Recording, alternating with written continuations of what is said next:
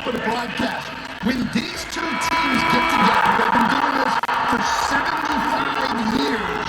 This is a rivalry that people get excited about. The intensity in the building goes up, and we had another great game. At the top of the broadcast, when these two teams get together, they've been doing this for 75 years. This is a rivalry that people get excited about. The intensity in the building goes up, and we have... Hello and welcome into the Knicks-Verse. What a game. What a tremendous ending. A buzzer beater by RJ to win it.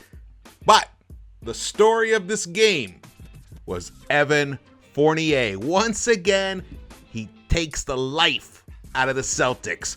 The man is insane. He's averaging 35 points per game against his former team. Unbelievable. So much to talk about. We're going to get into everything. We're going to run down this game. We're going to break it down. I don't know about you guys, but I'm exhilarated and exhausted at the very same time. I am riding on fumes. This game let's just get to it, man. Look at that. Knicks pull it out, 108-105 in Madison Square Garden. That's right. When they were down at the half, 63-47. In fact, they were down 25 points with only 3 minutes and 53 seconds left in the second quarter. Yes, the score was 57-32, down by 25. And at that time, even then, I'm like texting with Keith and JD and Foxy and everything, and I'm like thinking, I still feel like we can win this game. We just need some stops. And then suddenly something happened. For the remaining 3 minutes and 53 seconds left, so basically for the last 4 minutes of the game, of the first half, not the game, of the first half, the Knicks went on a 15-6 run to close it from being down 25 to only being down 16. Doesn't sound like a lot, but man, it makes a huge difference when you're in that locker room sitting there and you just made a nice run to cut a lead by a third. You're like, you know what? We might have a chance. We might be able to do something. And then Fournier was sizzling hot. He had 19 points in that first half. I was like, wow, this is fantastic. He followed that up with 22 points in the second half. That's right. Evan Fournier. In fact, let's go to the man. Well, here, you just saw the buzzer beater. Look at that celebration. Look how beautiful that is. Everyone's just grabbing it. Oh my God, this was I'm so happy for RJ, even though he had a lot of problems with the way he was playing tonight, and I'll get into it. But the mark of a quality player is a player who doesn't let a bad performance interfere with moment-by-moment execution, which is what he did at the very end. He took it. He shot it. I mean, a lot of people shriek. We look at the whole Ben Simmons situation, but not RJ. Nope. 21 years old, hits a tremendous buzzer beater, dramatic. I mean, this is probably the most thrilling game since the opening night game against these Celtics, which was a double overtime game. Unbelievable. But Evan Fournier, 41 points, 8 rebounds, hit 10 three-pointers. I believe it's to tie the record for most three-pointers in a game by a Knick. He tied J.R. Smith. Oh man, Tommy Beer tweeted that stat, and the game was still going. I was hoping that Fournier I was like, hey, I hope he breaks the record. He didn't get to break the record, but man, he hit some crazy shots. He was unbelievable. 10 of 14 from the three-point line. He was 4 of 6 in the first half, and then he followed that up with 6 of 8 from the three-point line in the second half. Outstanding. He is now averaging in the 3 games against the Celtics, he's averaging 54% from the three-point line, and he's averaging 55.4% overall field goal percentage. Fantastic. And the other guy who was really excellent tonight, Julius Randle. Despite the thumbs down to the crowd, lame. Don't do that. Lame. When you don't perform well, you're going to hear it. Hey, when I don't perform well, I hear it. I hear it in the chat. I hear all kinds of stuff. When my sound is off, or when my energy's down, or I make a mistake, people call me out on it. So when we call you out on it, no thumbs down, brother. But thumbs up to you, 2 thumbs up to you, even though you were like shit the bed in the first quarter along with RJ. You were both combined 0 for 8, no points in that first quarter, but then you started waking up. Gave 7, scored 7 in that second quarter, but that third quarter is when you really came out. 10 points, 4 of 8 from the field, hit 2 of 3 3-pointers, big 3-pointers. We needed those. In the fourth quarter, you kind of faded a little bit, only gave us 5 points, but they were very, very crucial, important 5 points. Man. But you finished with 22 points, I believe. Overall, let's see what you ended up shooting. 22 points, 8 of 20, 2 of 8 from the 3-point line, 8 rebounds, 2 assists. So nothing to thumbs down us for about, Julius, if that's what that was about. I have a feeling that's what it was about. But whatever. You want us to shut the fuck up? All right. Then keep producing. Give us wins, brother. That's all we ask for. All we ask for you is to focus on the game, focus on your shot, don't make stupid turnovers. That's really all we want. That's it. All right? Next guy, Immanuel Quickley. He was the point guard. He was the point guard when the Knicks went on the final run to take this game away from the Celtics. That is right. Immanuel Quickley finished with 16 points. He was a +9 overall, 6 of 12. He shot 3 of 5 3-pointers. That was important because his 3-point shot had been absent recently. If you heard us on the pregame show, we were talking about that. But he had 11 third quarter points, and that was crucial when the Knicks were trying to claw back into this game. And this is what happened. So let's just go to the highlights and then we'll jump back into it. Here we go. We'll start the highlights. So the game was the Knicks, they came out flat. I think they were down immediately by only Fournier was scoring in the beginning for the Knicks. I can't remember what we were down, but we were down by, I think it was like 12-5 or something, 12-3 or something. Wasn't looking good in that first quarter. Really wasn't looking good. And RJ also was trash in that first quarter. Same with Randall. And I was disappointed. I'm sure the entire fan base, I'm sure all you guys were bummed that these two guys who combined for 62 points the last game couldn't carry that over into tonight in the beginning when the game first started. But look how it all turned out by the end. See what happens when you play defense? See what happens when you actually get stops? The Knicks held the Celtics to 41 second half points. Let me see. I just want to make sure about that. Yes. And interestingly, another reason why I thought the Knicks could win this game is because the Celtics ran out of gas the night before, when they played the Spurs. This was the second game of a back-to-back when they were at home and they had to travel here. They lost to the Spurs, very close game, and they only scored 41 points in that second half against the Spurs. So I thought, you know what? If the Knicks can hang around, they might steal this game. But being down 25 in the second quarter, it looked bad. It could have spiraled out to 30, 35. It could have gone that way. But they clawed back in it with that 15-6 run to close the first half, which was key. There is no victory tonight. There is no thrilling buzzer beater tonight without that run, in that last 4 minutes of that first half. But there was another run, another outstanding run in that third quarter. What happened was the Knicks were down 78-59. So they were down 19 points with 6:40 left in the third quarter. And then Taj came in for Mitch. That's right. Mitch had a hard time these first 3 quarters. He played a nice fourth quarter, but the first 3 quarters he had a hard time.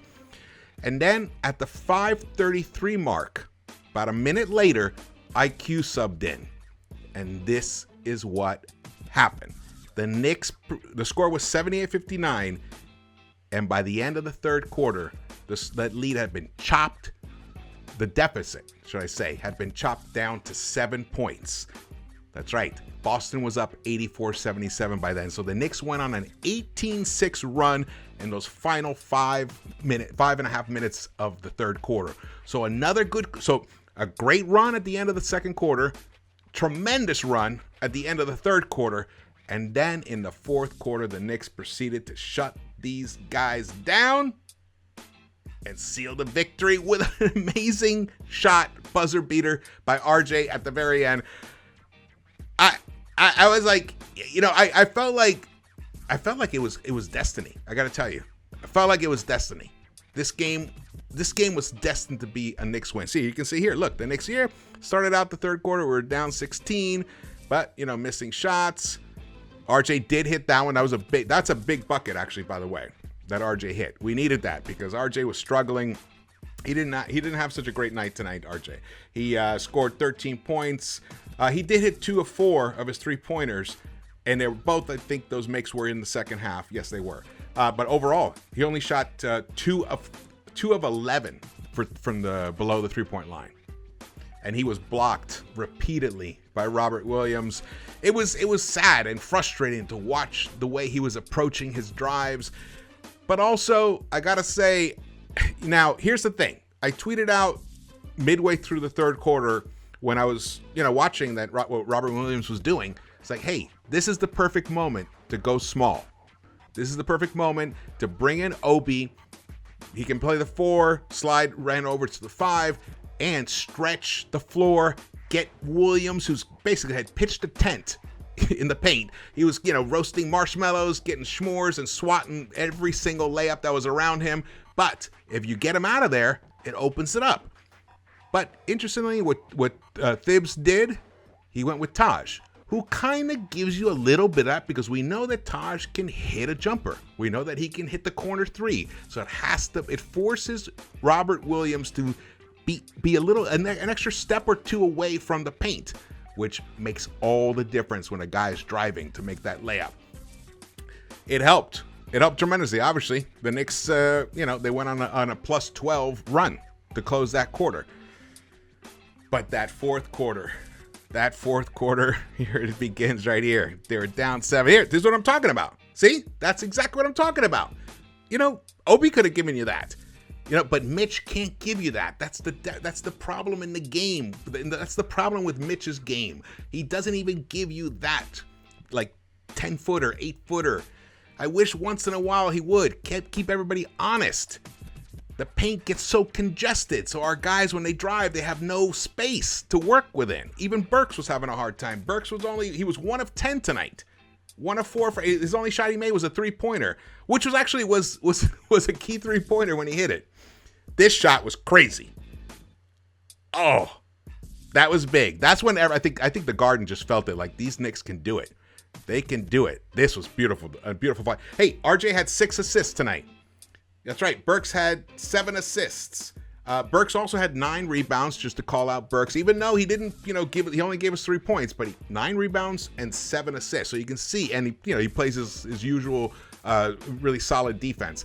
Though the defense in the first half, the perimeter defense was pretty weak in the first half for the Knicks overall, which is how the Celtics, oh, look at that play, how the Celtics were able to push that lead up to 25 points. That was the craziest 3-pointer, man. That had no business going in. Yes, it's our first lead of the game. The Knicks did not lead ever until that moment. And then this play right here, ooh, Tatum, man, comes in, drives, gets the and 1. But, all right, here we go. RJ, oh, beautiful assist. RJ had 6 assists, 3 rebounds, 13 points, 6 assists for those guys. The Knicks as a team had 23 assists tonight. Nice. This was a beautiful, oh man, gave us the lead again. And then I believe this was the 2-point, yeah.